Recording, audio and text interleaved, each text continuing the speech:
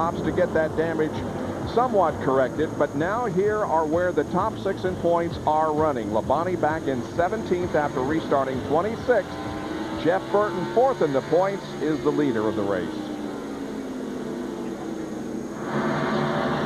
But Rudd is a close second, and Rusty Wallace, who led 152 laps, make that 53 laps.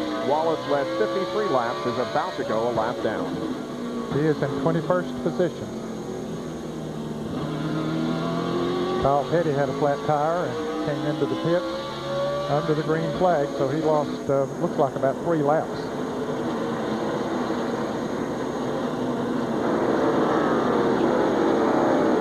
We have had 6 different leaders in this race. Stewart has led the most, 152, then Burton 90, Wallace 53, Rudd 37, Sterling Marlin has led 21, and Michael Waltrip led a lap. And Tony Stewart has moved by Sterling Marlin to take over that 3rd spot. And he is closing in on the leader. Check it out. 5 laps, he went from 3.3 seconds to 2.7 seconds. Isn't much, but you've got plenty of time still for Tony Stewart to run Jeff Burton down.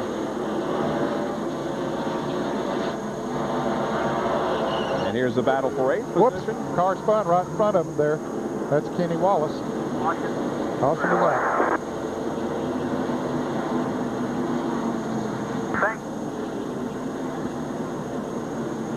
So the caution waves once again. This is the 11th caution of the afternoon. And Rusty Wallace might have beaten Jeff Burton back to the line. We'll have to wait and see how NASCAR calls that.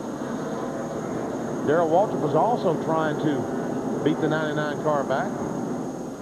Well, this will give those pit crews an opportunity to shine again, because they'll all come into the pits, and Bobby Labonte has been making up positions in the pits. He needs to do that now.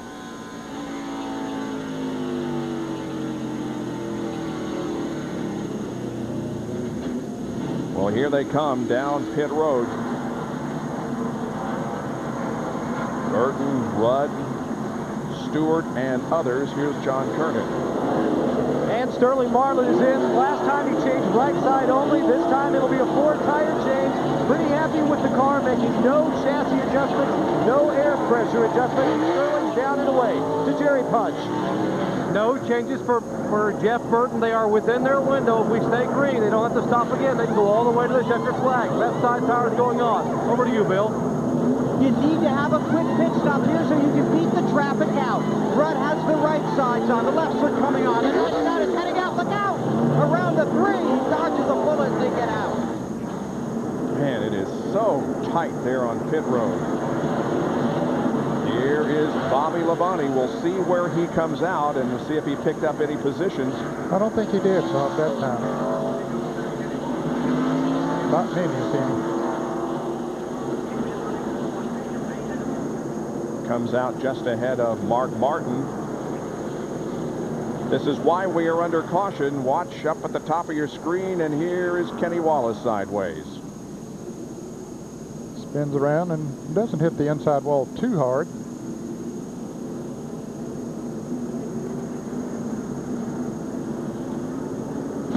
Butted up for a caution, and while we're under reduced speed, we'll take another break and be right back.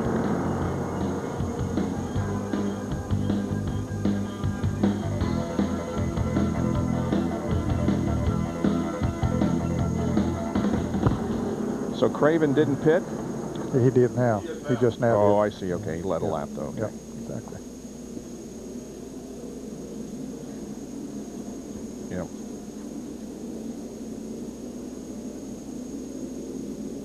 Lost 2 positions. Yep. Yep. Well, they can go the rest of the way now if they, as far as fuel and everything is concerned, if there is no other caution.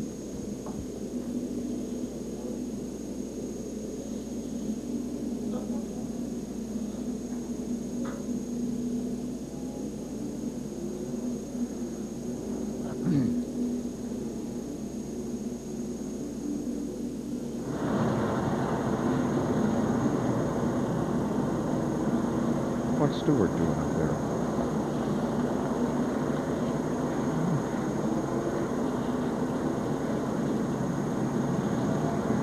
I don't think so. I didn't see it. He thinks he did.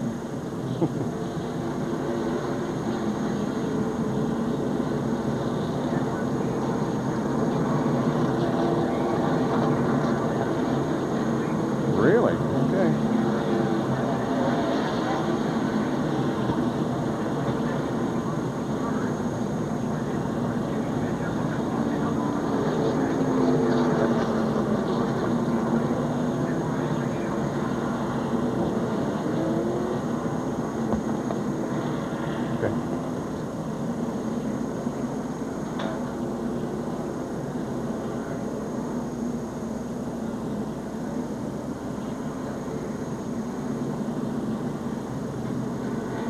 We remain under caution here at Martinsville Speedway in Virginia. Now, the 20 car of Tony Stewart has been moved ahead of the 28. We question whether or not he did indeed beat Rudd off of pit road, so we went back and checked the tape, and here is the proof. Just Boy, Close. just barely. Down to Bill Weber. Okay, now listen to this. Tony Stewart's pit stop was 16.01. He has that first pit stall at the end, or the last pit stall, depending on how you look at it, but the closest one to pit exit. His stop was 16.01. Rudd's stop was 15.43, so he had a quicker stop. But remember, he had to inch his way around Earnhardt's rear corner to get out of his pit stall. That's what cost him precious time on pit road, and that's how the 20 beat him out, won the race off of pit road. By the way, Dale Earnhardt's car on that last run, it's loose under throttle coming out of the turn. So when he gets back in the gas, the rear end wants to slide out from underneath him. They have spring rubbers in both rear springs, but they don't want to take those out because it will take too long. They'll lose too much track position. On this most recent pit stop, they made an air pressure adjustment to see if that will help. Well, Jeff Burton is the leader of the race. Now, Ricky Craven led one lap under this caution. Burton is very much in contention for the championship, and he is also in our spotlight.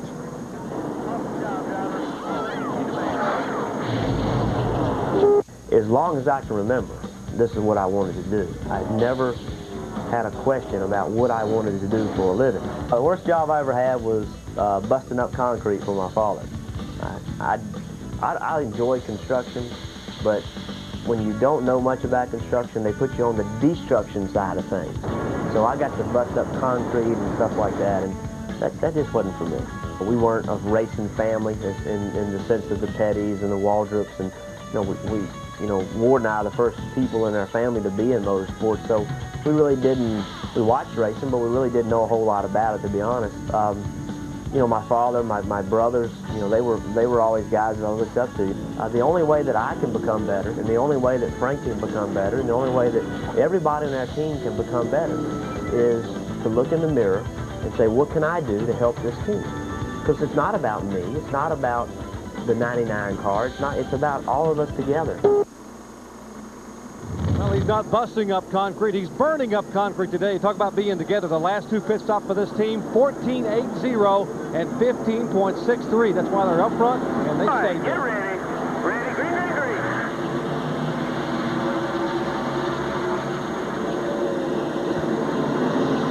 132 laps to go. So they can't make it the rest of the way from here, Bob. No question about that as far as fuel is concerned.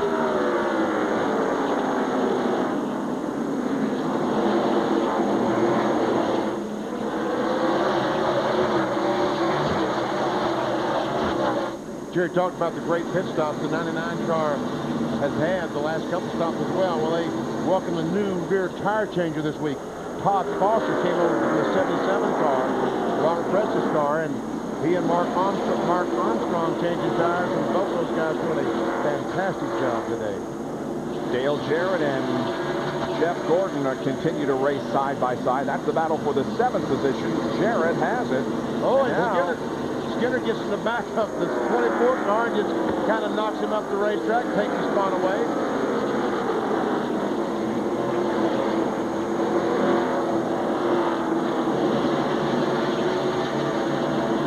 There is Sterling Marlin still running strong up there in the 6th spot behind Jimmy Spencer. And that's amazing, Bob, that he's lost those exhaust pipes, because we pointed out that perhaps won't hurt the performance of his car that much, especially on a track like this. But you wonder how much heat he's enduring there. Of course, it's a little bit cooler day today than normal here in Martinsville, so that will help him in that respect. Michael Waltrip there in the 7 car. He is running back in 24th position, a lap down. Michael will lead this team next year and will be the 3rd car in the Dale Earnhardt stable. He will become teammates with Steve Park and Dale Earnhardt Jr. And Marlin just took the spot away from Spencer, moving up to 5th. Yes, he did. Spencer's car seems to struggle a little bit on new tires. We talked about some cars that seem to go better after they run about 8 or 10 laps, and Jimmy Spencer's is one of them. I noticed on other times when he has new tires on the car, it just simply won't go for 8 or 10 laps.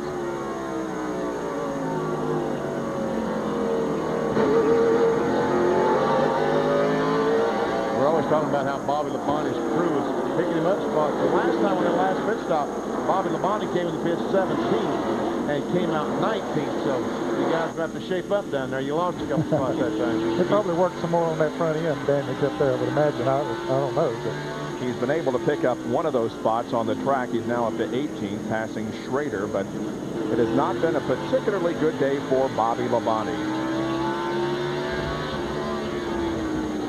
Battle for second as Tony Stewart and Ricky Rudd contest that position. Tony Stewart was our pole sitter here today.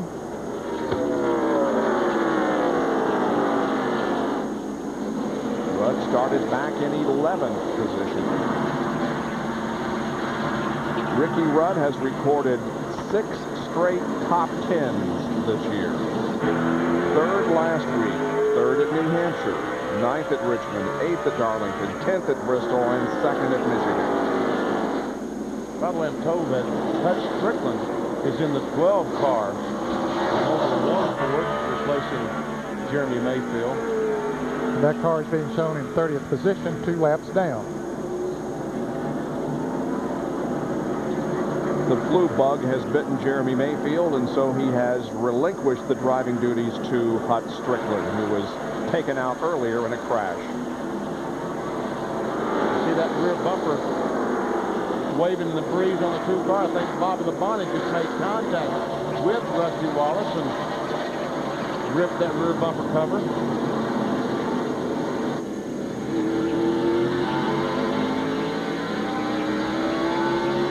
Now Bobby Labonte's on the inside. Ooh. Can't quite make it. Rusty, meanwhile, is trying to pass Casey Atwood. Now Labonte may have a more successful opportunity.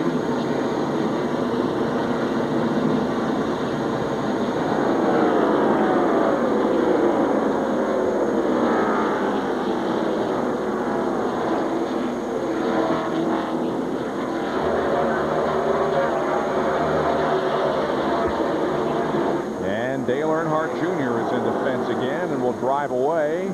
No caution. Caution. The flagman was motioning Earnhardt to stay down out of the way. The leader was coming by, and he did. Wow, that was close. Jeff Burton, just when he got to the corner, he turned left, and I thought he was going to make contact with Junior there for a second.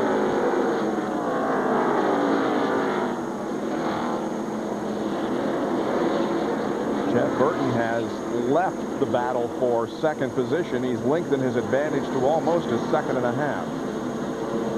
Spencer and Jarrett running 6th and 7th.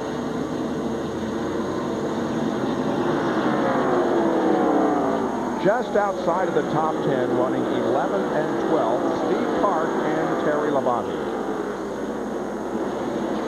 John Andretti's right there also.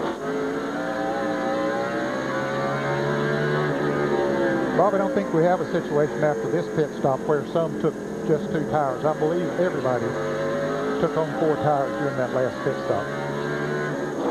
Steve Park has had a very successful short track season in 2000. He finished 7th at Bristol, 25th here at Martinsville earlier in the year, but he had an 11th at Richmond, a 5th at Bristol, and a 4th at Richmond.